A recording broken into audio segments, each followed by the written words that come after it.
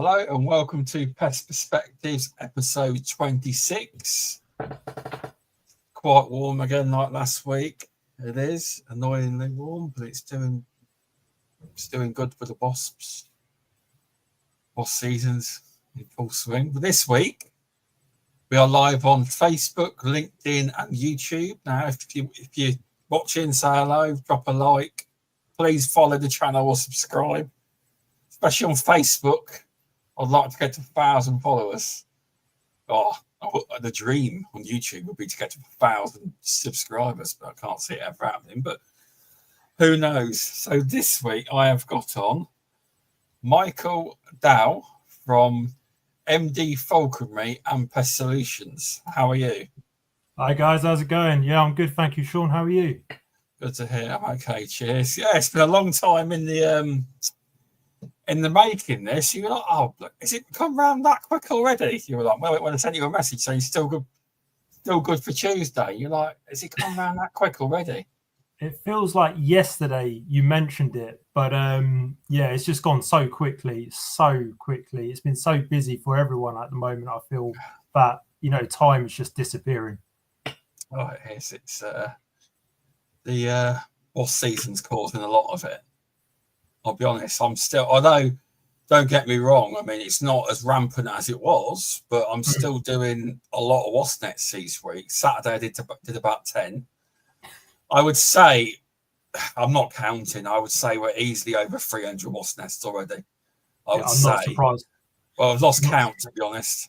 But yeah, I've lost count, but about that-ish, maybe more. I should count them, really, but I don't. Should really count them, but yeah. I mean, the thing is, still a lot though. This season, obviously, I was going to try and focus on bird work, flying the birds of prey, and just mostly doing that. But I'm so glad I got back into pest control with your rodents and your insects, because wasp season has just been absolutely bonkers, absolutely crazy. I can't believe how many calls we're getting for wasp nests. It's insane. Yeah, no, they are everywhere, because I've recently set up a lot of wasp bay management. Where you put they're very good, but I've set up 3 places now: a cricket club and 2 pubs. Yeah, 2 pubs so far for that, because you've got to. Oh, this must be a friend of yours. Oh, whatever they say, don't read it out. Knock knock. It's a kind of joke, but report bot 123. I'm guessing it's one of your friends, probably. Yeah, but just ignore them. I'll set up 2 pubs and 1 cricket club, because the wasps are just everywhere. And although you have to tell people it's to get with wasp bane, it's to scout wasps. Right. So it stops with wasp bane. You get what's it called? That's it. They attract the scout wasps, and from the wasp nest, they send certain wasps to certain areas. Mm-hmm. And then when they don't return, they don't send wasps that area. So you end up with lower numbers. You can't guarantee a customer you'll get no wasps, but you just say it will reduce it as much as you can. You can't. In pest control, you can never guarantee. You'll say you never see another wasp, can you? Yeah. But they are highly effective. But one thing to note, the wasp bane sent out an email saying that they've run out of stock, basically. So they can't get no more till next year. So we bought a load, and we've gone around buying a lot off the other suppliers that sell them, just in case. Because we've been selling a lot of them, because they're the ones that only have that are specifically tested for wasps only. Will not catch flies, will not catch bees. Some of the other ones can end up with all sorts in them. Okay, but these ones are specifically designed for this. Yeah. For that. But been selling a lot. And do all suppliers sell it? Yeah, most of them. Yeah. Okay, that's something I might look into, because that might be good for like cafes and pubs. I'd look, but when word gets out that wasp bane haven't got any left, they'll soon be bringing round, trying to get hold of some, because they are quite good. They work well, But you've got to understand. You've got to talk to the customer as to how they work. Yeah. I've done a seminar on it with the guru. I've tried to get him on the podcast, and so far I've got nothing. But he's like the guru Wasp, Carol. His seminar was like from 9 in the morning, and we got out there like 7 at night. This guy's a goddamn genius, honestly. Okay, I'll check that out. But it's what Autumn Towers use. They use them as well. Okay, yeah, that makes sense. That's pretty cool, to be fair. It is, but it's been a good Wasp season so far.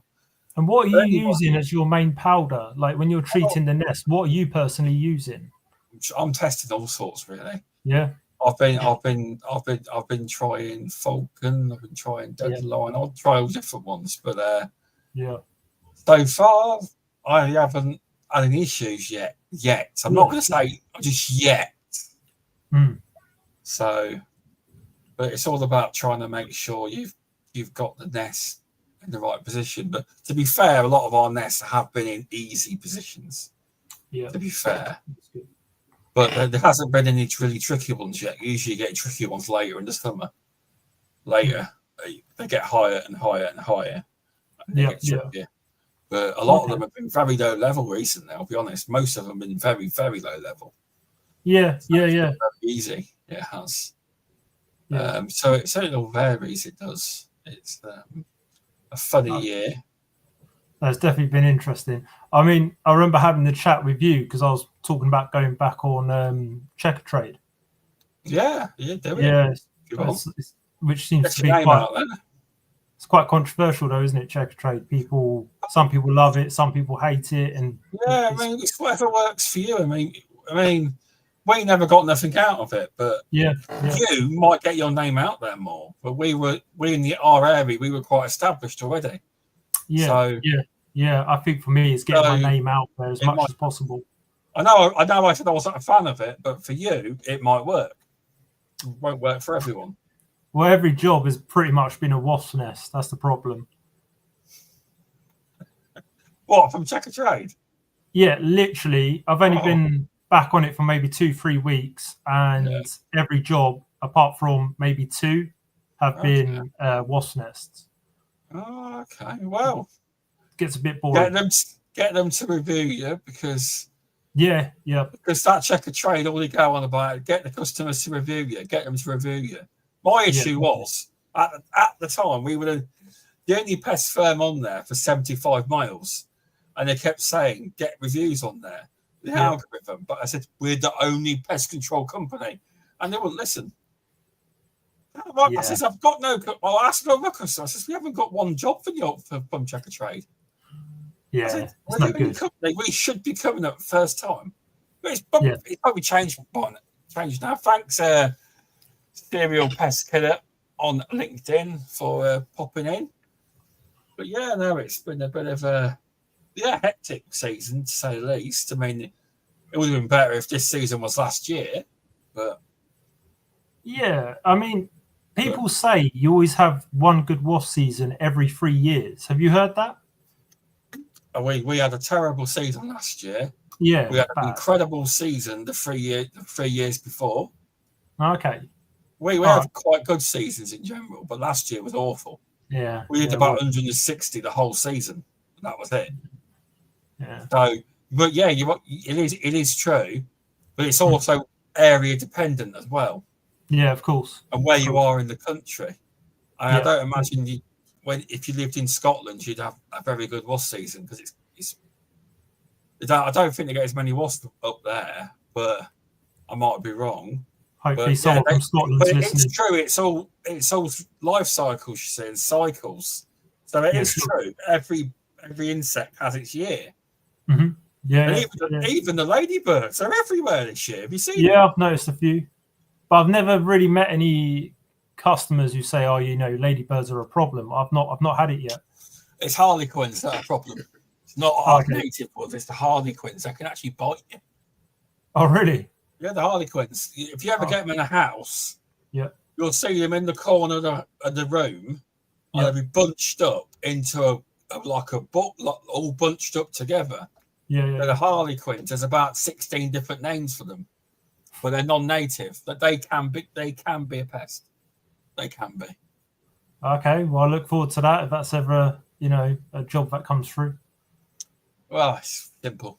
It is, but you may get it. What is this? Vexed Impulse. Hello, your friend? Yeah. Just again, please ignore that person. That'd be great. They're a nightmare, mate. They're a nightmare. How did you get in? Well, they are here supporting you, aren't they? They are. In some way, yeah, sure. How many was? Oh, right. Yeah, just say that. Don't ignore me, Vex is saying. Right.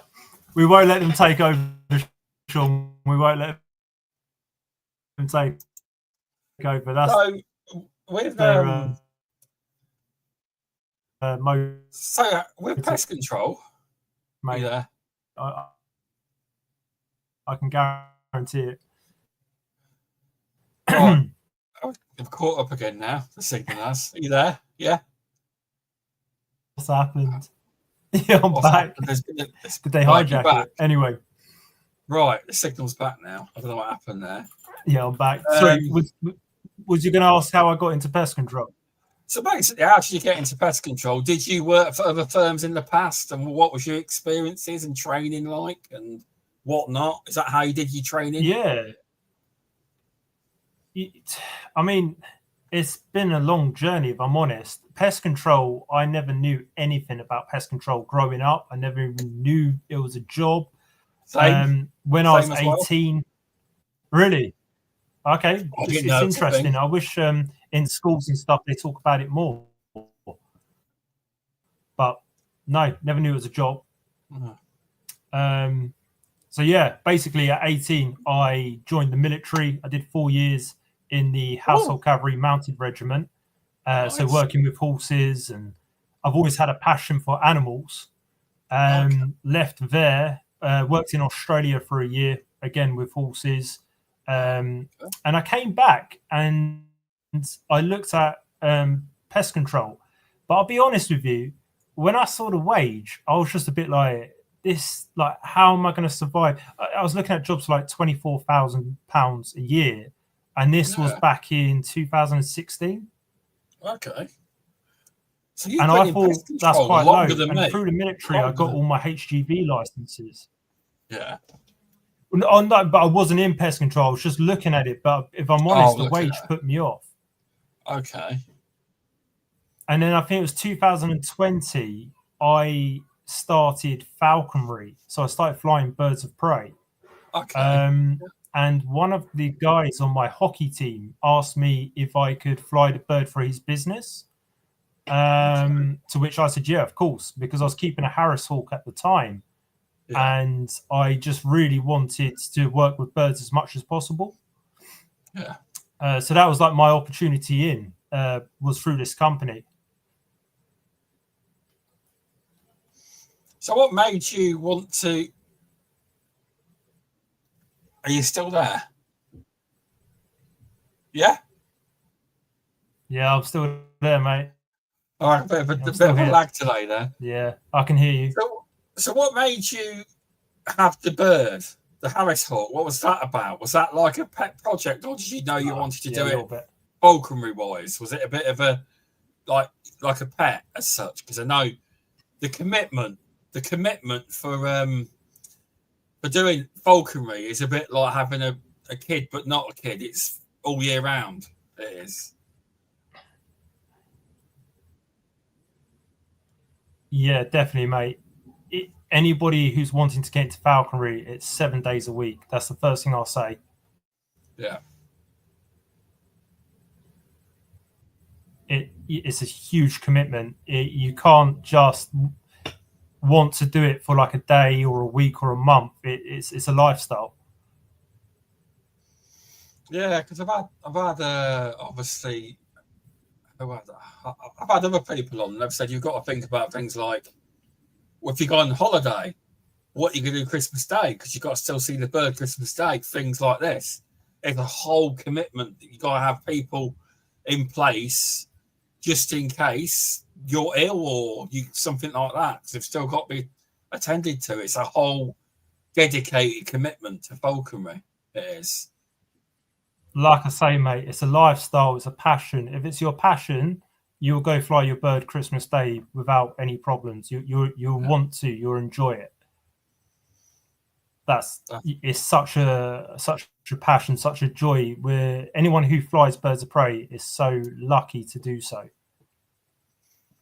It does. I'll be honest. I love your videos on all the Instagram and stuff, and it was so cool, the music.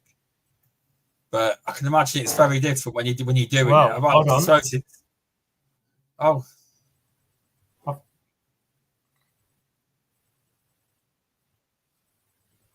You there? I'm with you, mate. Wait. I don't know what's happening there, but there is a tiny bit of lag. I'll bring one of the falcons in.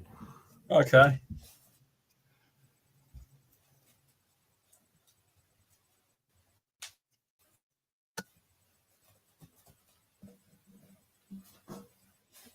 So if you're watching this podcast, you'll see a falcon in a minute. If you're not watching the podcast and just listening, go and skip to a bit of the podcast on the video and you'll see it. I'm talking to people that are watching after the fact on Apple Podcasts and whatnot. Not whatnot, that's a video shopping platform, but all the other podcast platforms that ain't video. Hopefully the signal's a bit better, mate, but we'll see. So what's that hat about? So this is a hood. It's called a hood. I can see through it, No, you can't see through it. This takes the eyesight away. This is what keeps him absolutely calm. Oh, okay. So you've got a hood on there. So he's completely calm at the moment. He's hoodwinked, very relaxed. So would he not be calm if you took that off? He wouldn't be calm. I mean, he would be, to be fair. I think Ned would be all right. But to be fair, for this podcast, just keep it on, just so he is calm and don't have to worry about it. I mean, he's been flown and fed today. So to be honest, he wants nothing to do with me anymore. He's quite chilled, quite happy. Okay. So that's Ned. What is he? What breed is he? So he's a hybrid. So he's a Giolana. He's a Giolana falcon. So he's two falcons in one. Okay. That's the best simple way of putting it. Okay. So Giolana. So he's absolutely fantastic. So one of our customers is a golf course, and they have a problem with crows. The crows peck at the green, and it's turning the green over. It's looking bare. It's looking horrible. A lot of the golfers complain. This is a beautiful golf course, and their key focus is sustainability and using natural solutions. So we go there at the moment 2 to 3 times a week. We fly the falcons and we fly the hawks, and this is a great natural way of deterring the crows away from the golf course. And so far, we've had really, really good results. Is it starting to work then? Have the crow numbers going down? I think we started in March, and we're now looking at the areas where they destroyed it. And the grass is growing back. The green is coming back. And it looks good. It's been effective. Okay. So you're introducing that predator to the crows. They're absolutely, petrified of falcons and hawks. You're doing it 3 times a week. You're mixing up the days and the times that you attend. And then this is pushing them away. We also use other things like bioacoustics, which give off distress calls. So it sounds like a crow that's in distress. I've heard them. I have heard them before. They're really good. I think it works well as like an integrated pest management program. So using that with the birds, you stand really good chance of getting rid of them, or at least you're going to lower the activity. Yeah, no, it's a really good eco-friendly approach, and that is a lot of high-end. I would say you're probably on a high-end golf course, I would say, and they're very much into the much more eco-friendly approach. They are. A lot of places are. They are now. It's the kind of customer base that I'm personally looking at. is people who want more natural solutions. Yeah. And I think next week I'm doing a survey for a agriculture college. They also want to see the birds of prey being flown to naturally deter the corvids. Again, hopefully we can do a good job there if they take us on. Okay. Well, hopefully you get it. So there is a question there, and someone else is answering it, saying it's not best practice anymore. What, to have a hood? No, not that. Someone wanted to know: is it true that to gain control over a falcon, you have to bond with it for 2 days straight, staying awake the entire time? And someone's put that's not really the best practice anymore. Is that not? No, that's not true. No. So you don't. So if we're trading any hawk or falcon, we wouldn't keep them awake for 2 days. We wouldn't try to break the bird in such a way. That sounds really old school. That sounds like really old school. Yeah, I'm not sure about that one. It's not something we would do, that's for sure. It takes a lot more time than 2 days. Oh, I'd imagine so. But yeah, that sounds like torture, to be fair. You must stay awake for 2 days. Even to you, a human being staying awake for 2 days is a lot. No, I definitely wouldn't be able to do that. Not anymore, that's for sure. No, I wouldn't want to do that. No. Definitely not. So we got Roxy here. Roxy is somebody I work with. Oh, okay. So if you want to know anything about falconry, talk to Roxy. I seen her on LinkedIn. I think she liked your post or something. So I added her. Seems to be. Did she work with you on some of these jobs where you have the cool bird videos? Did she work with you on them? Yeah. Well, Roxy is actually a falconer herself, and she's been flying birds of prey for 8 years. Oh, nice. And she's been working with some of the bigger companies. We both decided to go self-employed. And with the golf course and a few other jobs we have, I've asked Roxy to help out. And she's been just an absolute credit because the customers love her. I think the customers see the passion with us and the birds. They see good, healthy birds. They see the birds flying. And that's how you're going to, win over the customers and obviously deterring avian pests. Definitely. So a bit more technical question for you then. Not exactly technical, but sure. How does it work for falconry when the bird flu bans are in place?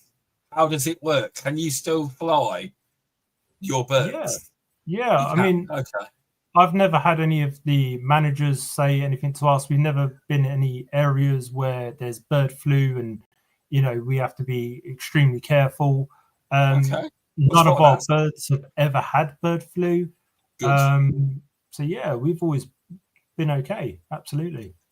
That's good to hear, that is. So, obviously, you mentioned that now. Let's go to that question.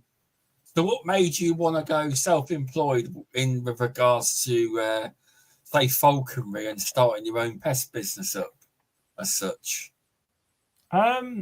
Yeah, I think for me was, if I'm honest, when I did my level 2 training for pest control for your rodents, your insects and the law and everything like that. I'll say it for you. RSPH level 2 because as you know, online now, if you say level 2, is it a real level 2? Or is it causes so much confusion now? Because of the safe use of rodenticides level 2. It is, but I knew what you meant, but I dropped it in there for clarity. I did. Yeah, thank you. But sorry, carry on. Well, I actually, although I was working for a company, I paid for it myself. Oh, did you? And when I got into obviously like the falconry, I paid for everything myself. So the birds I paid for, the GPS, the housing, the training, absolutely everything. And that actually came up to about £5,000. Wow. Okay. So, it would, wouldn't it? When I was working for a company and I was kind of on a lower wage, shall we say, and I was doing, rodent treatments, insect treatments, flying birds of prey. I kind of got to a point where actually I thought, you know what, I'm better off doing this for myself. I'm going to give it a go. I'm going to give it 2 to 3 months and see what happens. And to be fair, it's been the best decision I've ever made. That's good. I suppose you're happier as well because you can set your own terms now. You're not being told what to do, are you? It's like purpose, you know. Like if I'm out there doing a good job, you feel great about it because you know it's the work you're putting in. Yeah. But equally, working like as a sole trader, self-employed, if things go wrong, that's also down on, you know, that's down to me, and you have to take full responsibility for it. Part of the learning experience, isn't it? You learn from it. You do. Yeah, you have to fail to succeed to learn. You know, people say that, and I believe in that. Yeah. So with regard to when you went by yourself, was it just? I know you've. Was it just falconry, or was you actually actively doing pest control as well, or was it just falconry solely to start with, or was it a bit of both? So for the first year, I did both. I was doing, you know, I was doing a lot of subcontracting with the falconry. Yeah. And I was using Facebook, Checker Trade, getting myself out there with business cards for. It was mostly domestic pest control, so your rodents, your insects. And the thing I found is that, well, to be honest with you, I completely burnt out. I was working maybe 6-7 days a week, most weeks, with the birds and trying to cover all the domestic jobs for rodents and insects. And then the thing you quickly find out when you're self-employed, you're not just doing the pest control, but you're having to go home doing the reports. You're having to do the accounts, the social media, answering emails. And then before you know it, if you're working 6-7 days a week, flying the birds or doing pest control, you still got to go home and do everything else. I was quickly doing like 15 hours a day. And I thought to myself, this is great. But to be honest, it's not sustainable. You can't do that forever. No, it must be, because obviously I'm not in the same situation because obviously I work with my dad. I do. So although we are one man, well, say 2-man band, he does a lot of the paperwork, whereas I and he does the calls and that. But when he's on holiday, I take all the calls. I do. Okay. But I've still got a lot to learn though. I will admit that no one admits they're an expert. You are right, but you have to wear all the hats, and you more so because it's your whole business. It's you. If you don't answer an email, somebody's going to get arsey with you because they want your services. You know what I mean? So it's hard to. It sounds good that you and your dad are working together. I hope one day I can find somebody who I can work with to kind of help grow the business. I don't think I would be able to do it on my own forever. No way. I mean, it gets to the point. See, say, jumping back to Wasp Nest, when you have a busy season, you can get to the point where you have to have, like, well, I went out in the car one day and did all the contracts. A load of contracts we hadn't finished because the Wasp Nest were getting that busy that we were struggling to do both. So it can a good wasp season can also sometimes, if we don't keep on contract on top of your contracts, it can hammer you a bit. But we sorted it, no problem, we did. But yeah, you could get to that point where you could probably take someone on in the future. It's a big. I can't speak because obviously he's my dad. I'm not deemed an employee. I'm a director, so it's different. That you'd be looking for more of an employee. You would definitely. So, I'd love that one day, 100%. Yeah, but so that's 100%. Different from that perspective. So what's the what would you say in the next? No, let's go. So what? Because recently you've changed it up a bit and you've gone and joined the National Pest Technicians Association.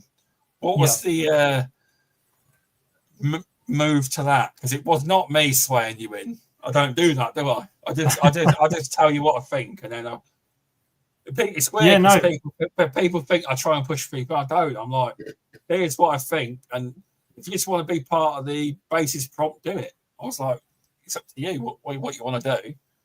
I really appreciated like the advice you gave me, and like I listened to it, and of course I looked at all options. Yeah. But I felt for me that the MPTA was the best one to choose. I mean, well, you've got three choices, haven't you? Don't join anyone, join the BPCA, or join the MPTA. And I think everyone's got their own opinions on it, obviously. Yeah, it's very, very divisive opinion on as in which one you join, but you can just join the CPD body as well. That's a not join anyone option. If you want to use rodenticide now, you have to have I'm not on about you, but in general, you have to have been a CPD body for next year. Well, you got to be in it now, but so the not being anything, but it's not a lot. Is it £40-something a year for that bit? That's not too bad, is it? It's worth whatever it is. Because I always see these posts come up. Oh, they're trying to rip us off, and someone go, "Why?" And someone puts, "Oh, this money, what, £40 a year? You don't have to join a trade body. It's not a lot of money. They're not making that much money out of you." So, no, you don't have to join a trade body. It's like you can if you want to. Like, has it been more positive? Do you feel it makes you look more professional, telling people you're now part of a trade body? Has it helped you in any way? I think it has. I think some customers will ask you, "Are you part of any, body? Are you part of the MPTA or the BPCA?" And a few times I was just like, "Well, actually, no, I'm not." And then you think, "Well, hold on a minute, maybe I should be." And I think it does display, the professionalism of it and of yourself in the business. And with all the training they offer, I think it can only be a good thing. And CPD, I like that if someone's a member, they're quite happy to talk to you and give you advice if you're struggling. It's all very positive. So I highly recommend it. No, that's good to hear. I mean, as long as it's been positive for you and you think it's making, especially, I suppose, for the market, the market you're going for, a lot of these golf courses having, say, accreditation looks better if you're with a trade body. And 100%. But it does. But yeah, I just thought I'd ask you because you are a new member. You're not been joined very long. No. You thought the process was like, I sign up and by the next day I'm in. No, didn't you? But you did. My issue is I'm impatient. I'm just impatient. Yeah. I'm like that. I'm like that. It's like I want something. I want it now. I want it now. Yeah, that's very much me. Sadly, it's not a good way to be, but it is what it is. But no, it's good to hear that you like that perspective. I mean, just to quote everyone, you don't have to be in a trade body. It's all personal decisions. But if you are buying rodenticide as of next year, you have to be in a CPD scheme. You have to do your 3 crew points, and you have to, I think, you have to get your 20 points, and 3 of them have got to be crew points. Basically, it's not very difficult. I will make a video, people, separately explaining it all, because there's people not understanding what they've got to do.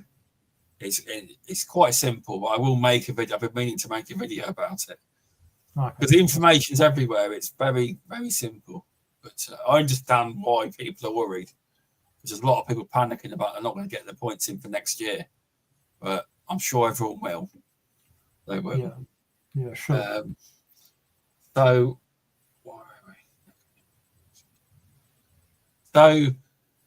you. Oh, okay. And here's a question that is a bit more sensible from some of your friends. Where did you get the name MD Falconry from? And Pest Solutions, which I know that one. It's obvious, isn't it? It's your name. Is that from one of my friends? Yeah.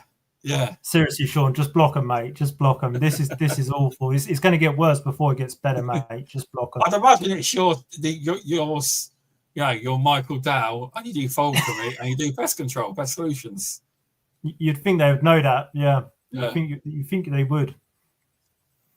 But yeah, there's been a lot of chat in it. It's been keeping the comments going on YouTube anyway. I'm glad I could bring them on, mate. I'm glad I could bring them on. But so with what with regards to training, have you managed to do any additional training this year? Or did you, to be honest, with your CPD, I suppose you're busy, aren't you? You are. You've been really busy. I've been flat out. Like literally, the bird work is always quite busy with the hawks and the falcons.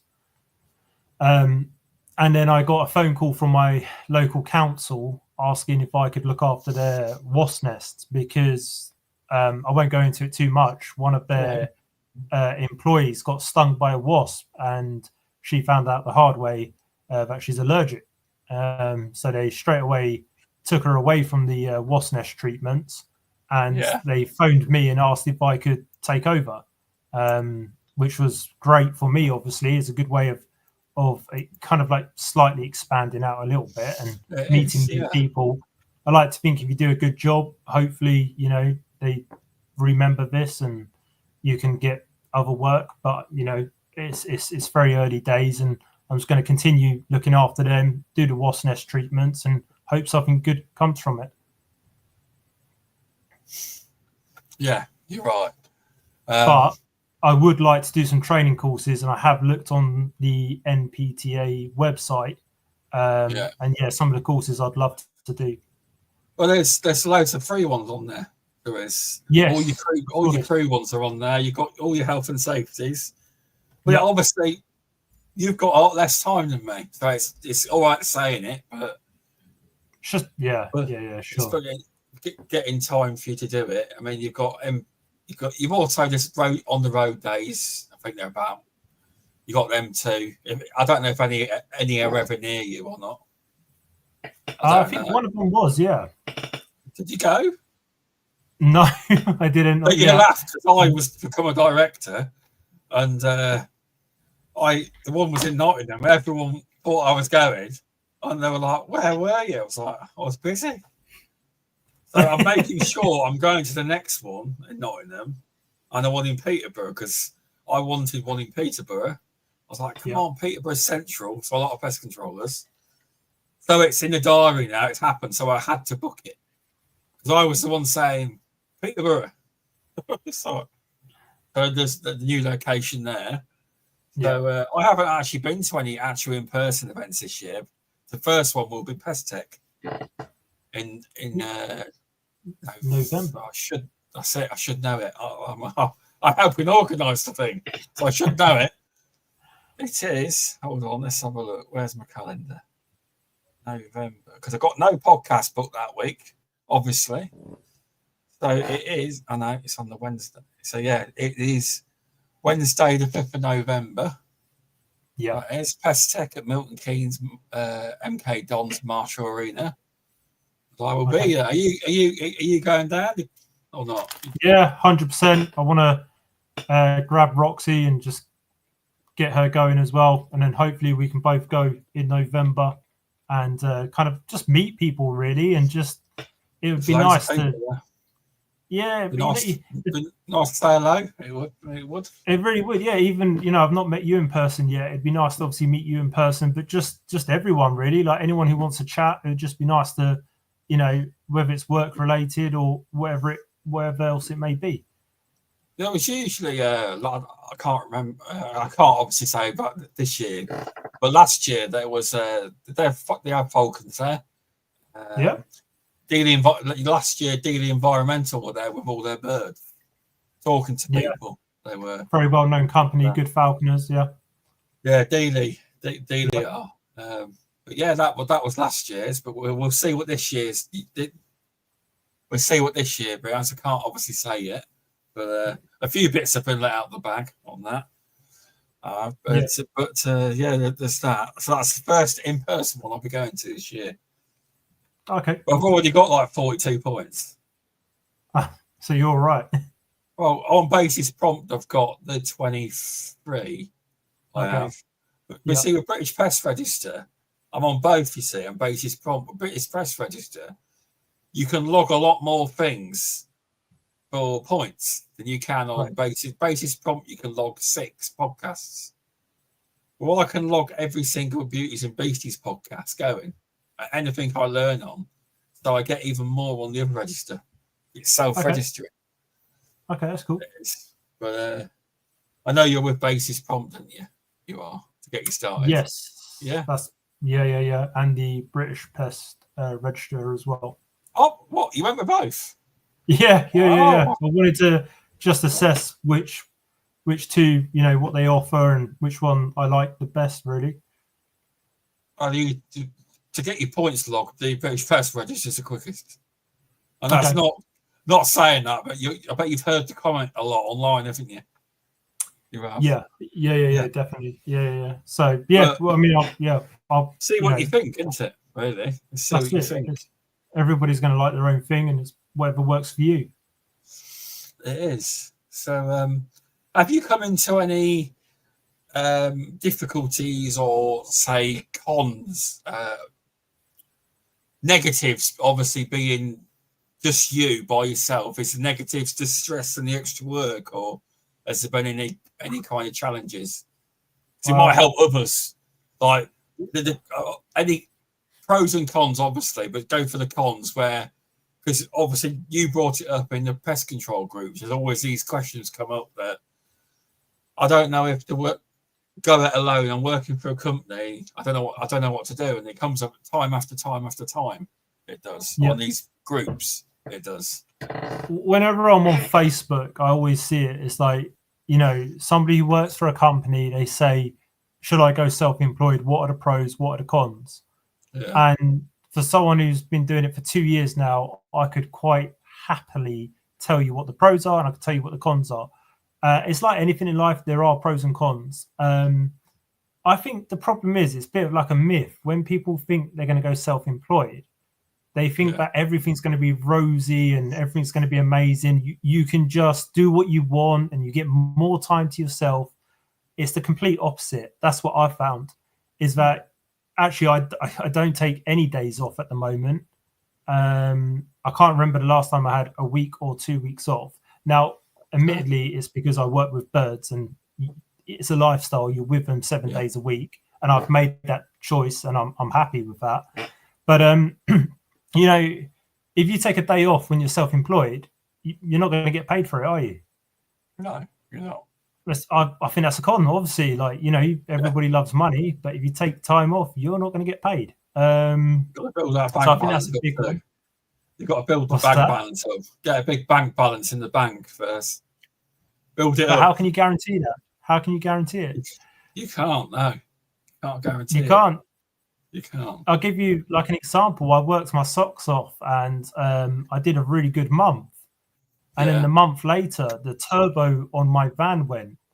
And, I'm quite open about this. By the time I had it fixed, and by the time I'd hired another van, now maybe this was a bad business choice. I don't know. But you got to live and learn. I was £5,000 down. Goodness. So, that's a lot. I think for some people, that would most probably take you out the game. This was like early days. This was like first 6 months. Well, yeah, you're right. A lot of people that would have took out. If you're just starting off on your own, fighting the battle. You're still here. You are.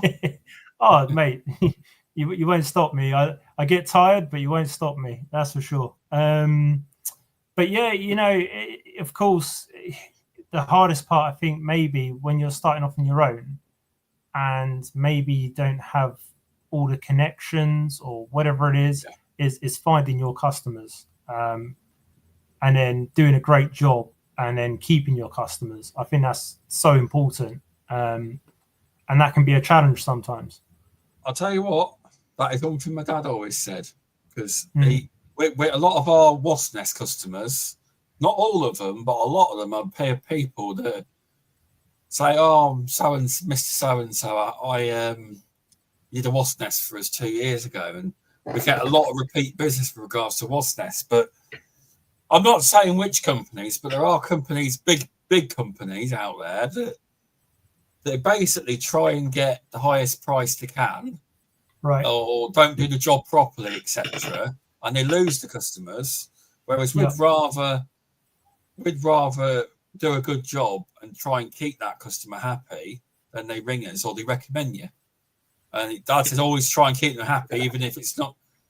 Always try and keep them happy because they'll recommend you or they'll come back to you in the future. And it can happen where sometimes someone's done a what, not saying obviously who, over the years, has done a wasp nest and it's not worked, and they rang them back to get them back and they won't come back or they won't answer the phone, whereas we will return to fix the problem. We will. Yeah. And that's not a local competitor, by the way, at all. That's not. Big ones, just think big ones. But the great thing about wasp nest I found as well, it's like quite a small job, I would say. But if you just look at my checker trade, I've only been on there 3 weeks. I've had really good reviews so far. I've done a good job for a customer through checker trade and a wasp nest, and then that's led on to something else. So like this agriculture college I'm going to survey next week, that's come from a wasp nest job. That is really good. I'll be honest, you've hit gold there. If you get it, that's really good. I hope. But you wouldn't have thought doing a wasp nest could have led to a survey for a potential contract, which is good. It is. So the chap I did it for, he was a tree surgeon. Okay. And he was like quite impressed with the work I did. He actually met Ned with me as well. He was very happy to meet Ned.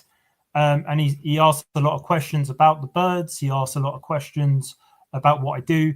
And he didn't even tell me he was going to do it. I just got an email from this college asking if I could come do a survey and how interested they are in seeing the birds of prey fly, etc., etc. They've asked about some proofing works as well. Yeah. So, just a little wasp nest job can completely change it for you. It can. I mean, I'm really impressed from that perspective, because obviously not the same kind of ilk, but we wanted a wasp nest for somebody. Yeah, and we ended up landing a contract on a commercial. We've had it for a few years now, and it was off because he says, "Do you do normal pest control?" Yeah, we do everything. Apart from anything we don't do, as we don't do birds, we don't, but or foxes or rabbits. Okay. We do everything else. But and that was from a wasp nest, but as you say, like when my dad first started, he didn't get his first job for 6 years. 6 months, 6 months, and it's something he built upon. He did it on the side as a side business to start with, and he built it up over time. But like he said, he had no contacts like you. He had nothing. Okay. So it's getting all them connections. It took him a long time to get to the point where he took me on. It took him a long time to get there. It did. But I'd imagine with this is what's so rewarding, isn't it? It's a lot more different. There's more ways to get your name out there now than there was when he started. It's very different now, but it's still getting your name out there. But it's worked for you though so far. So checker trade's worked. You were right. In that sense, 100%. Yeah, 100% it's worked. But then this is the other thing: when you're self-employed, you have to be the salesman or saleswoman. You have to sell the job, So I'm going to have to do this survey next week, which I'm excited for. But of course, you've got to let the customer know why you're coming in, what you're going to do.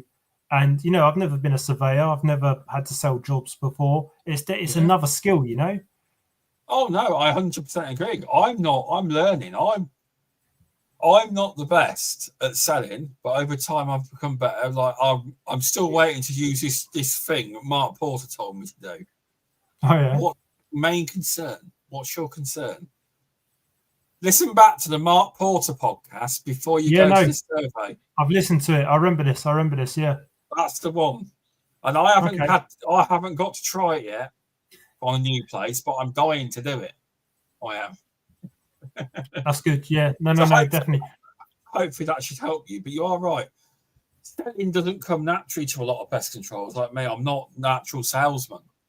But you've got to be as well. You've got to try to be. You have to. But you have to believe in yourself.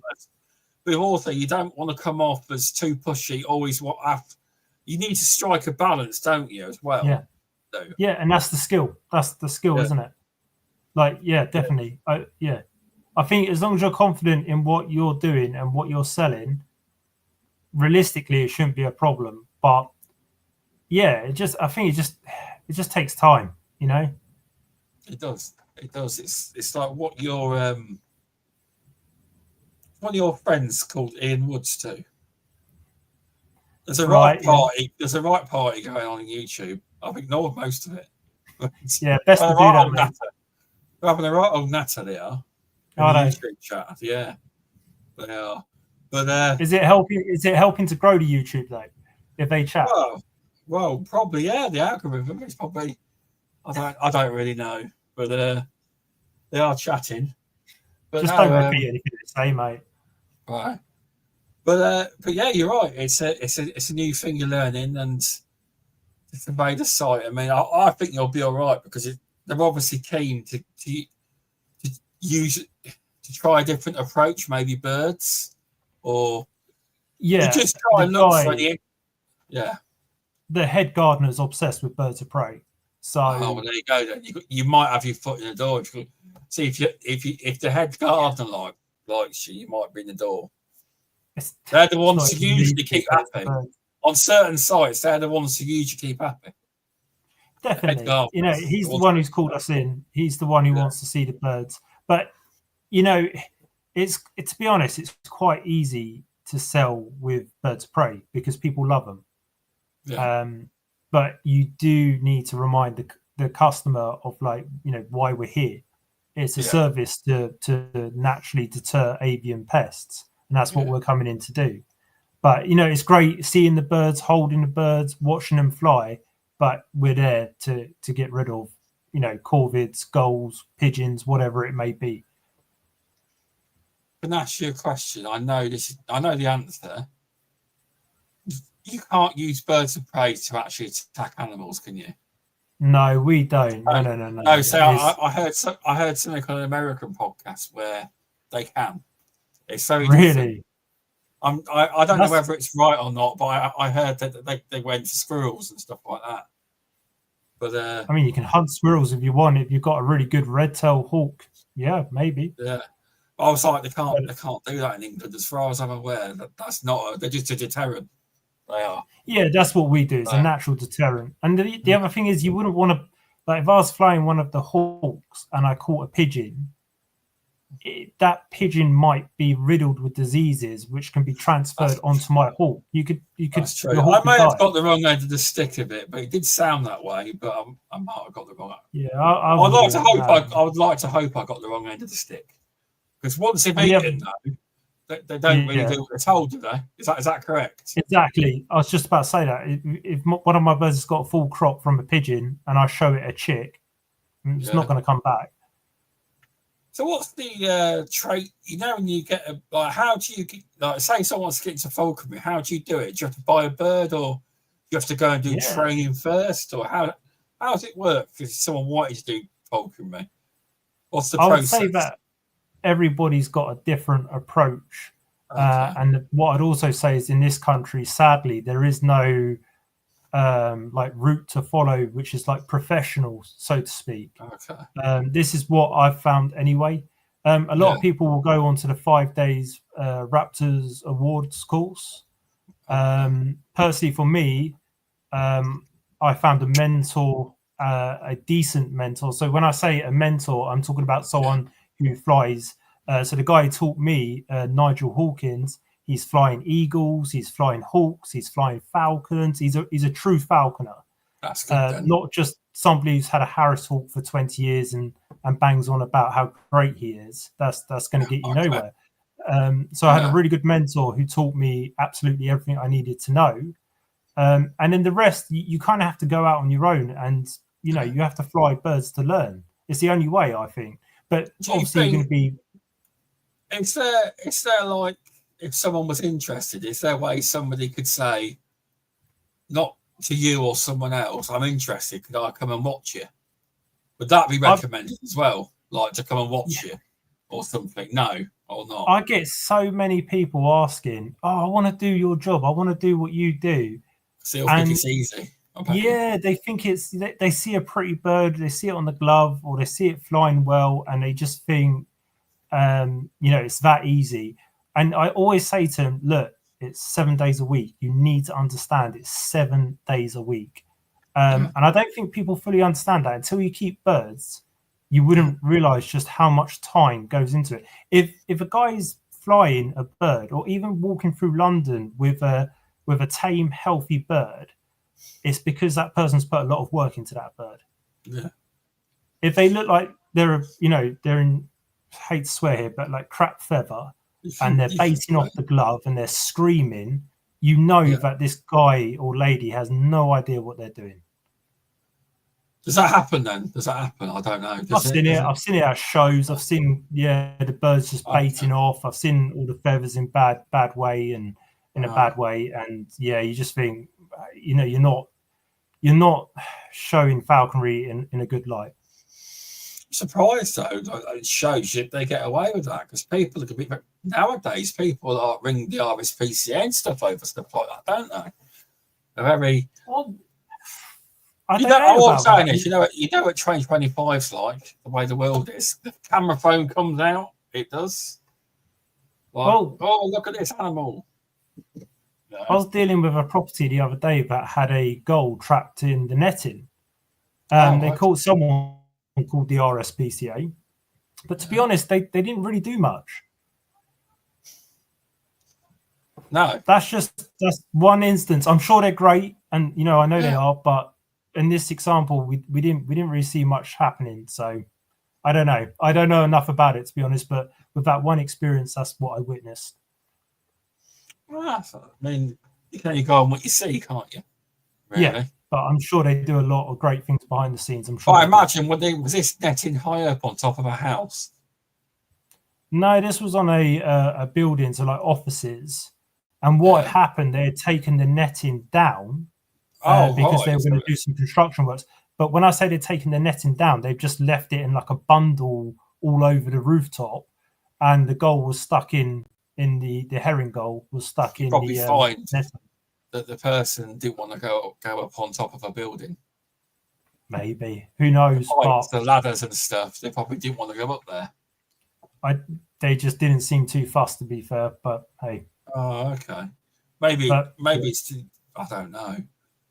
But I did see. I was only there briefly, but what I saw, there wasn't much going on, which was a real shame. Did you release the goal? Or did it go end up dying? I'm not too sure. Couldn't tell you. Couldn't tell you. Yeah. Fair enough. I mean, when I'm next back on that job, maybe I can ask and hopefully get an honest answer. But who knows? But yes. Have you ever, what's it called? I've obviously heard the Beauties and Beasties podcast. They've had a few Falconers on. Okay. Or a couple, I can't remember. And there was mention that, do you go into these falconry groups? They reckon they're quite not a good place to go. And sure, that was it. Sean Mooney was on about it because one of his lads has now got they do folk. He's really into it. And he really? said that the groups on Facebook are very toxic. They're not very friendly places to be if you want to learn. They're not. Do you go in them or not? Yeah, so I am part of a Facebook group. I think most people refer to Falconry Hub. Okay. And to be fair, it's tricky. Like when you say like you've been flying birds of prey maybe for like 5 years, and you're flying falcons, you're flying hawks, you're doing a good job, and someone comes up to you and says, "I want to do what you do," and you know how much hard work you've put into it, and then you've got someone who just sees something and they don't really see the full picture, and they're asking you to train them like just randomly, or they're asking certain questions. I think some people just get a bit annoyed about it. I appreciate it. I can see what you mean, maybe, because people might say the same for if someone kept saying, "Could you teach me pest control?" Go and do a course. A lot of people would say, but you are right. It's it's more. It would be harder. I think it would be harder to become a falcon than it would be a pest controller because there's more commitment with regards to the bird. There is. I think there's a lot more commitment, obviously, because there is. You said that, but I can see why people would get a bit ratty. So, from that perspective, what you just said. Yeah, and a lot of the guys on there are a bit older than us, shall we say, and you know they haven't got time for it. You know what? I don't blame them. I kind of get it, but at the same time, I do get it. If you're new and you really want to do it and you're passionate about it and you're generally asking for help because you know you want to do it, you will struggle. You will find it hard because there's very few people, good people, who will want to teach you falconry. No, I understand it. It's it is a specialised area of our industry, very specialised. Definitely, it's not something. I don't think it's not even something pest control companies could even run courses on. Don't get me wrong. I'd say the likes of Dall could probably do their own for their own staff coming in, but it's not a thing they could really run on a regular or anyone. But say a company like Dall, how big they are, they've got their own actual falconry division. They could probably, if someone's experienced in falconry, they could come in and they could do a bit like that. But I don't imagine that, you know how you see, pest control courses, etc. I don't think that's something that could be done with falconry. I've never seen it. And I think that's the reason why, as to what you've said, it's not something that can be done, really. I mean, falconry and using birds of prey for pest control are two completely different things, Yeah. Falconry is a sport. It's an art. Flying a Harris hawk or possibly, a falcon for pest control is different, Yeah. I follow one of the ladies from Dealey's on Instagram, and she's brilliant. She's a great falconer, but she's a falconer first. Okay. Yeah, I think that's important to be a falconer first, to understand falconry and the birds of prey. And then if you want to do it as a job where you can have a business or possibly make money, it's look into pest control if you do it properly. Yeah. That's a fair point. There's some good tips there for people that want to get into falconry. It's trying to hammer home the fact that it is a major commitment. It's like having a kid, basically. Without having a kid, forget the commitment, I mean. Yeah, definitely. And look, I'm still learning myself. I think any decent falconer is always learning about their birds, about other birds, about falconry in itself. I'm still learning, and there's many better falconers than me. But the thing is, I'll always be honest, and I'll always do my best to learn. And I think if you're always putting the bird first and you're trying to do the best for the bird, you're going to be on a good path. That's good then. That is some good advice, that is. Because it's definitely. It's an area people like to hear on podcasts about birds. It's not something that comes up so much in our industry, even though it is part of the industry. I hate to say this though, that compared to our industry, it's the more niche section, isn't it? There's not as many falconry, but it's very niche.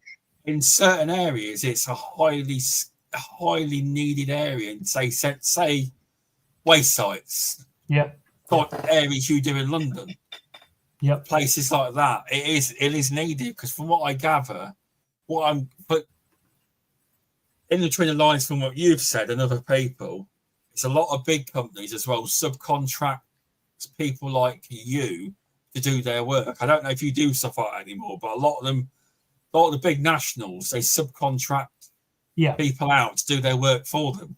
Yeah, rather than having their own in-house team, they do as well. Yeah.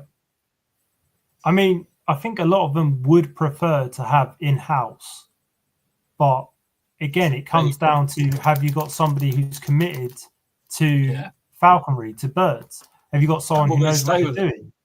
Will they stay with them? Can they house them correctly? Do they know what they're doing? Are they doing the weight management correctly? Everything.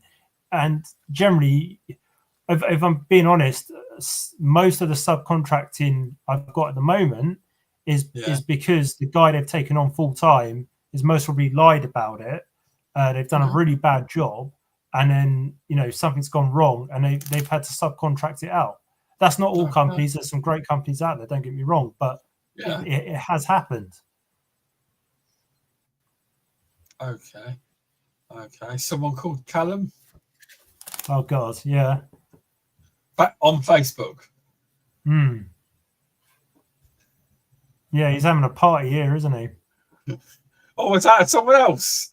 Or is he coming from YouTube now? He's on Facebook. No. He's coming from everywhere, mate. That's what he does. But he just said hi. That was all. Is that it? Yeah. At the minute. Just block him, mate. I need to follow us. I'll keep him in there. I hope I've kind of given some insight to like being self-employed, Falconry. I mean, this is my first podcast. I'm very nervous, but I'll be honest. I think you've done very well. I do. I'm quite a good judging character on who's. You don't look nervous. That's all.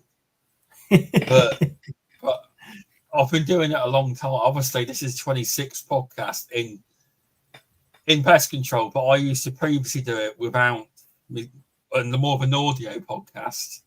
Okay. And I've done it for years. I've done podcasting since 2020. All right. Okay. I used to interview people as well, but it was in the gaming related setting. All right. But now it's all on video. So obviously over the years, I've got better and better. Then eventually, it wasn't always the plan. I was like, I'm going to do a pest control podcast. Yeah. I had a word with the Beauties and Beasties first to see what they thought about it. Yeah. But obviously, I don't want to upset the apple cart, but they were fine with me. I'm not on the same night as them, and I do offer, even though I do interview people, I do come at things at a slightly different angle as well. It's not always the same. So you do learn something. I try and bring a different angle. Yeah, I do with it. Yeah, but competition's good, right? If there's two podcasts, you've got two to choose from. Oh yeah, there's two, but it's like Sean said, it's more the better, help educate people more. Yeah, more information, and to be honest, they've been great. And Callum said you've done a great job on the podcast. He must have been watching. He reckons you've done well. Cheers, Callum. That's very nice of you, mate. There we go. That's a nice comment for you. You've done a great job, mate. Did he call me ma'am or man? Man.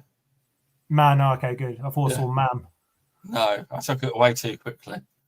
But yeah, thanks for coming on. So no, thank you, mate. Thank you very much. It's good to come. It's good to have you on. Anyone's listened and they kind of like want a friendly chat about maybe that you're worried about going self-employed and you want a bit of advice, I'd be more than happy to talk to anyone and to talk to people about the pros and the cons. If you want to know a bit more about birds of prey, I'm always happy to talk about it. But really, if you want to know the ins and outs, talk to Roxy. She will teach you everything you need to know. She's probably like, you shouldn't have said that. My DMs might blow up now. That's all right. I don't mind. I might have to see if I can get Roxy on the podcast. Yeah, I think you should, mate. You remember back in the day when they used to do that water bucket challenge and, they throw the water over your head and then you give names? Yeah, well, next time I think you should get Roxy on it. The water bucket challenge? You mean? Yeah, but no, not... Well, yeah, you can chuck a bucket of water over if you want, but no, get her on here for the podcast, mate. Yeah. But no, get her on for the podcast. See in the future if she wants to. I always like to get different people on, but I never pressure anyone. If someone doesn't want to, I just say I won't be offended. I always tell people I'm not, because it ain't for some people. No, sure, mate. She'll love it. Get Roxy on here. Thanks for watching. Carl. And please, I don't know if you've got Carl coming on, but do talk to Carl. I'm sure. I don't remember. I'm sure. Did I speak to him? Yeah. Is he from? That's it. Yeah. He said he'd consider it in the future. I'm sure he did. Okay, mate. I can't remember if that was him. I'm sure it was. I'll ask him again at some point. Right, have you got anyone you want to come on the podcast? Nah, just Roxy, mate. Okay. Fair enough. Or maybe Callum. Is he in pest management? No. Nah, but he's an electrician, mate. And he's a pretty good one, to be fair. But nah, I'm sure he's seen a few rats before. Well, did you see my electrician mate that tagged me in a post the other day on TikTok? Nah. He was up in someone's loft. Yeah. He's put it on Instagram. I'll send you it, the video. He found some poo in someone's loft. Big poo. Nice. He's like, he sends me poo pictures of rats and all. And he actually put the video on and tagged me. He's like, when you've got a pest control mate that likes seeing turds. I was like, I think it's a cat. And someone's put, I think it's an owl. I was like, I don't know what it is. But he got about 8,000 views on TikTok. It did. Right. Well, I'll get Callum to start sending me some pictures then. I'll send you the Instagram post. He's put it on all the platforms now. But he's an electrician. Right. He's got into YouTube now. He's got a YouTube channel. He does all electrical videos and that. He's paid a lot of money. Multi-electrician. He paid the YouTube course. He's trying to grow his business via YouTube as well and content. But yeah, sorry about everyone bringing up turd on the podcast, but there we go. it is rated not for kids anyway. I always rate it not for kids, just in case. But yeah, thanks for coming on. And you will, if you're in the British Pest Register, everyone, you will be able to log your CPD once I've done it, or you can self-register it either way. So you're probably looking at an hour, 1 point, and 15 minutes. Yeah, 1 point probably. But yeah, thanks for watching, everyone. And cheers, guys. Next week, let's have a look. I'm gonna tell you who I've got. Always forget. Oh, I got Nathan Clark from Pest Force. He's actually from my area. He runs into my areas as well. Oh, really? So yeah, that's a different spin. Having someone that's to be fair though, I mean, I had Mark and George on from Pest Force Northampton, and although we're technically not competitors, they do because he does a lot of bee work in our area. I don't do bees, but he is kind of local to me. So I thought different spins, getting more local people on as well, but not everyone wants to come on. But yeah, well, yeah, fair enough. Yeah. So I appreciate your time, mate. Thank you. Thanks, Michael, for coming on.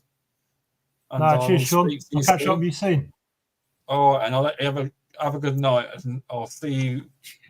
I'll speak to you soon, and I'll see everyone on the next podcast. Or if you're listening on demand, give us a review. Spotify review. It would do great. Spotify's our number one platform. Honestly, for downloads, it does really well. But yeah, thanks everyone. I'll have a good night, Michael. Take care, Sean. Take care. And you take